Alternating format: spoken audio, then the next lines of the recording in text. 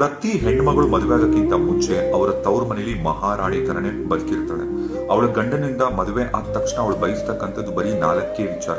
ಮೊದಲನೇದು, ನಿಮ್ಮ ತಾಯಿಗೆ ನೀವೇನು ಗೌರವ ಕೊಡ್ತಿರಲ್ಲ ಅದೇ ಗೌರವನ ನಿಮ್ಮ ಹೆಂಡತಿ ಕೊಡಿ. ನಿಮಗೆ ಮಗಳಾದ್ರೆ ಆ ಮಗಳನ್ನ ನೀವು ಹೇಗೆ ಕಾಪಾಡ್ತಿರಲ್ಲ ಅದೇ ಒಂದು ರಕ್ಷಣೆ ಆ ನಿಮ್ಮ ಹೆಂಡತಿ ಕೊಡಿ.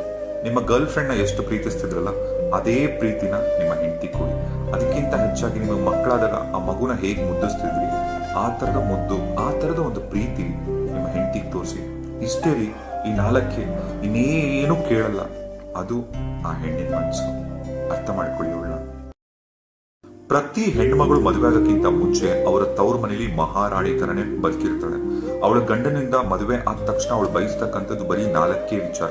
ಮೊದಲನೇದು, ನಿಮ್ಮ ತಾಯಿಗೆ ನೀವೇನು ಗೌರವ ಕೊಡ್ತಿರಲ್ಲ ಅದೇ ಗೌರವನ ನಿಮ್ಮ ಹೆಂಡತಿ ಕೊಡಿ. ನಿಮಗೆ ಮಗಳಾದ್ರೆ ಆ ಮಗಳನ್ನ ನೀವು ಹೇಗೆ ಕಾಪಾಡ್ತಿರಲ್ಲ ಅದೇ ಒಂದು ರಕ್ಷಣೆ